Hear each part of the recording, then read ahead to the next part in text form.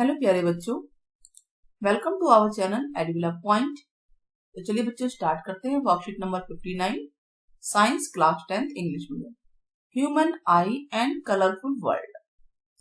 मतलब आप तो ये जानते हैं कि ह्यूमन आईज कितनी अच्छी होती है, मतलब हम लोग जो है उससे कितनी कलरफुल दुनिया को देखते हैं। तो चलिए इसके बारे में ही हम लोग जानेंगे कैसे हम कलरफुल वर्ल्ड को देखते हैं। डिफरेंट डिफरेंट कलर्स हमें नजर आते हैं और ये सब होता कैसे है। तो उसमें सबसे मेन है रिफ्रैक्शन। हम लोग जान लेते हैं, जो कि पिछली बार भी हमने पढ़ा था।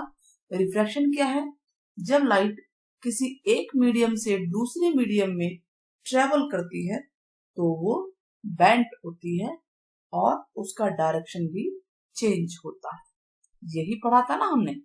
हाँ, तो the phenomenon of bending of light, light का बेंट होना when it enters from one medium to another medium is called refraction.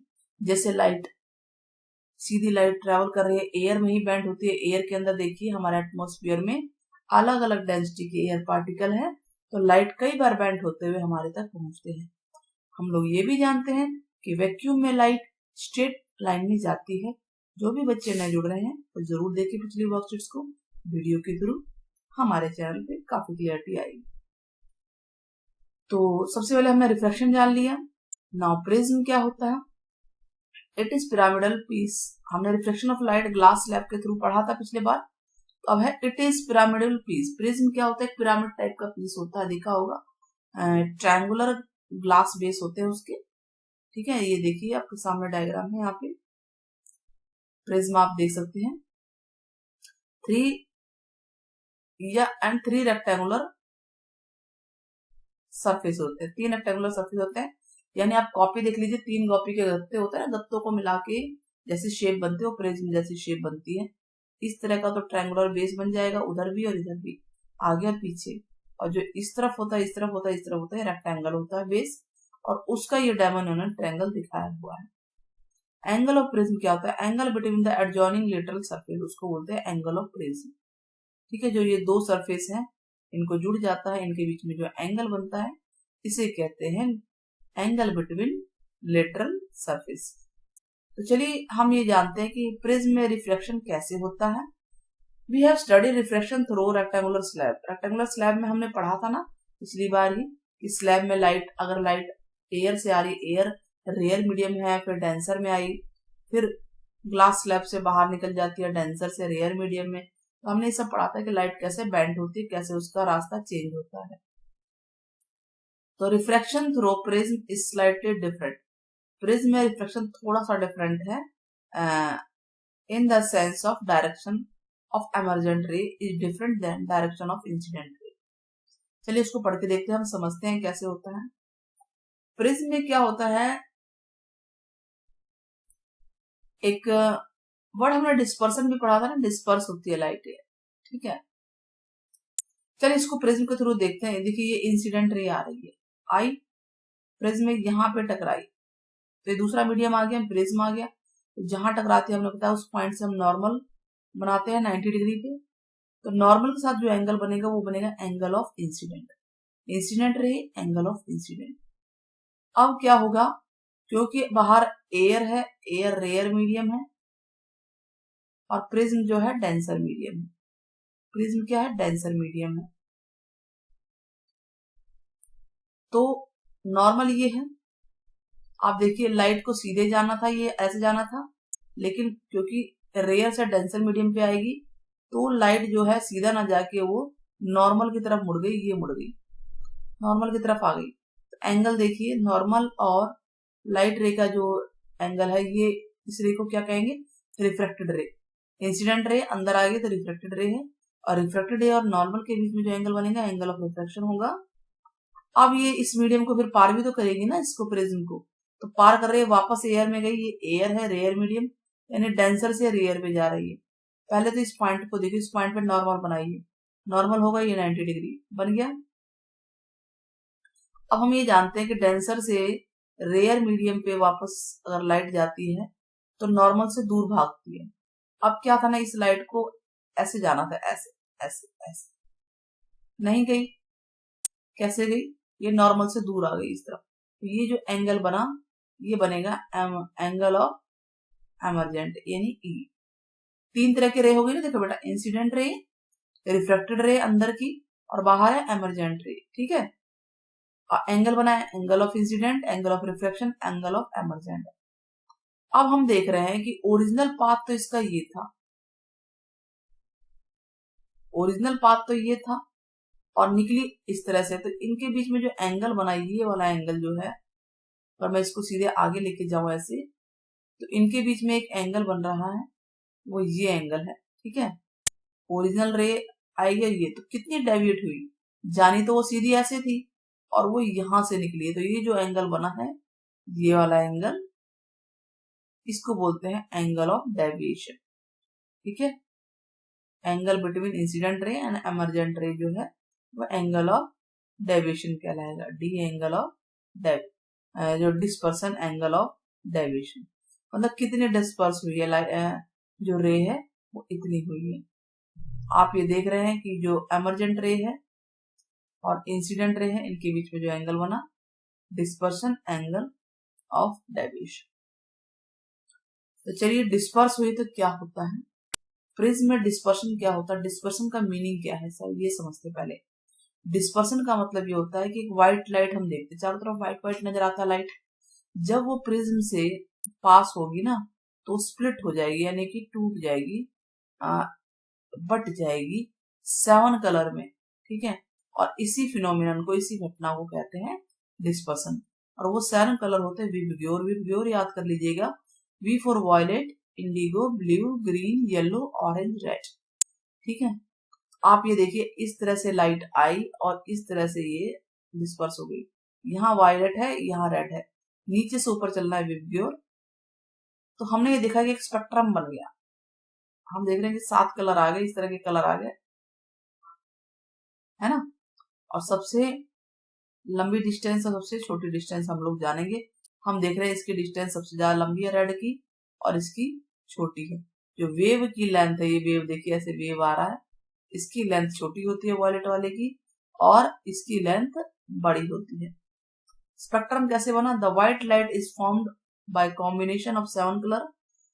अगर देखिए वापस अगर हम ऐसा ही एक यहां पर एक और एक्सपेरिमेंट करें,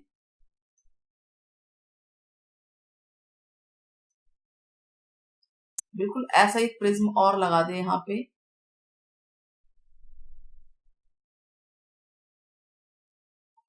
तो ये 7 कलर वापस क्या होंगे, जब एक साथ जाके वापस व्हाइट लाइट में चेंज हो जाएंगे, ठीक है। और व्हाइट लाइट में चेंज जाएंगे तो यही क्या है कि स्पेक्ट्रम कैसे फॉर्म होता है, white light is formed by combination of 7 colour, और ये वापस कंबाइन हो जाएंगे, ठीक है। अगर हम दोबारा एक और एक्सपेरिमेंट करेंगे, आगे से करेंगे हम लोग नेक्स्ट टाइम पे।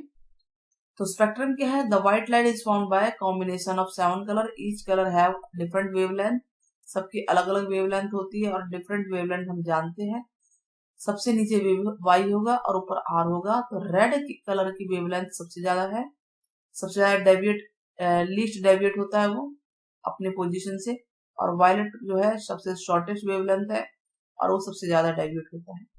ये कम डेविएट होता है, देखिए कैसे पता है डेविएशन का, ये लाइन थी ना, अब इसका एंगल देखिए, ये रेड कलर का एंगल कम बन रहा है ना, तो इसका मतलब ये डेविएट कम हुआ है, लीस्ट हुआ है, लेकिन लंबाई इसकी ज्यादा होगी, लेंथ वेवलेंथ। और आप वही देखिए, सोचिए, इसको मिलाइए, अब ये एंगल देखिए, ये एंगल कितना ज्यादा है वायलेट वाला, तो इसका मतलब इसका डेविएशन ज्यादा हुआ है, बहुत ज्यादा एंगल है ना। तो ये डेविएट ज्यादा होता है वायलेट, रेड कम होता है। नाउ रेनबो कैसे बनता है, इसी तरह से बनता है। It is natural spectrum appears in the sky, it is caused by dispersion of sunlight. जब बारिश होती है उसके बाद फ्रेश आकाश में देखिए ड्रॉपलेट्स, वाटर ड्रॉपलेट्स होते हैं स्काई के अंदर, तो सनलाइट की जो सन की लाइट आती है जब डिस्पर्स होती है वो छोटे छोटे वाटर ड्रॉपलेट से, तो रेनबो बनता है। एटमॉस्फेयर में ड्रॉपलेट होते हैं।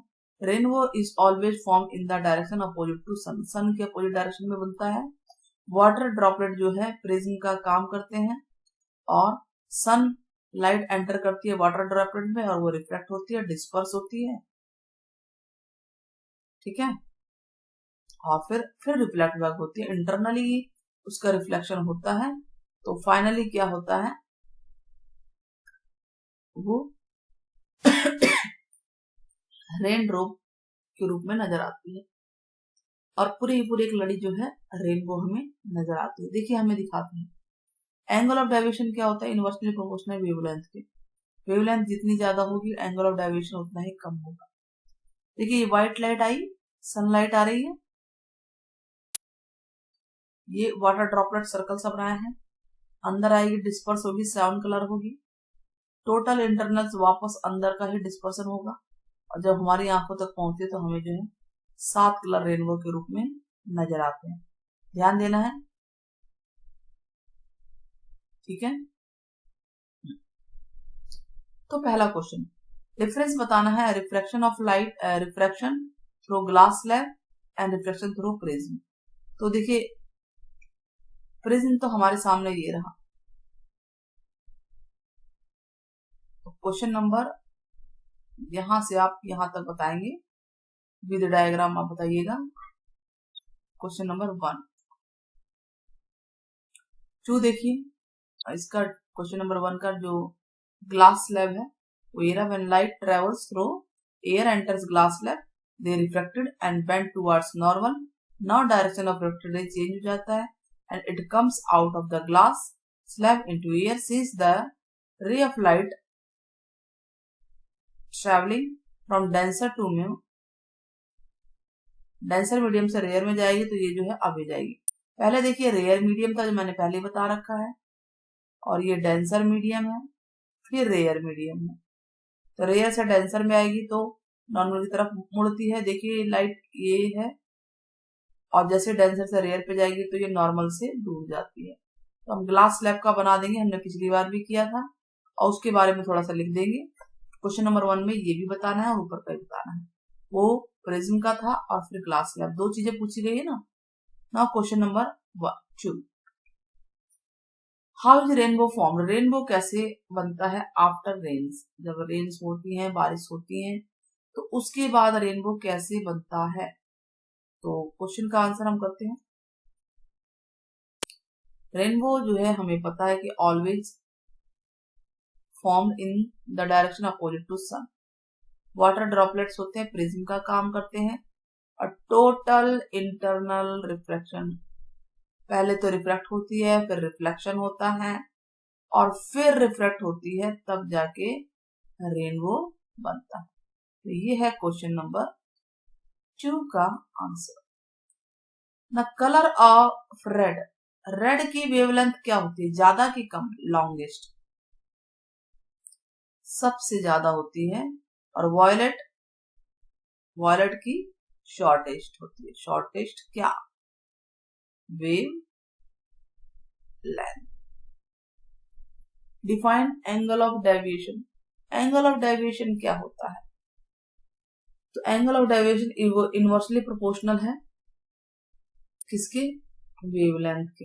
अगर वेवलेंथ ज्यादा होगी तो डेविएशन उतना ही कम होता जाएगा, अगर सबसे ज्यादा वेवलेंथ है तो सबसे कम एंगल ऑफ डेविएशन होगा। ठीक है बच्चे, तो डिफाइन करना है तो आप लिख देंगे angle of deviation is inversely proportional to wavelength. Question number 4,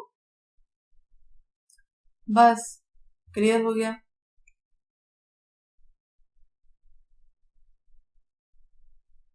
तो इस तरह से वर्कशीट पूरी होती है। ध्यान रहेगा कि एंगल ऑफ डेविएशन जो है हमने बता दिया है, इसका ये फॉर्मूला है, इट इज इनवर्सली प्रोपोर्शनल, आप इसे लिख दीजिएगा, it is inversely proportional to wavelength. Now आप बताइएगा कि कौन सा कलर है विबग्योर में जो सबसे कम डेविएट होता है, यानी सबसे कम एंगल उसका बनता है, अपने पथ से सबसे कम डेविएट होता है। आपके कमेंट का इंतजार रहेगा। Take care, bye bye.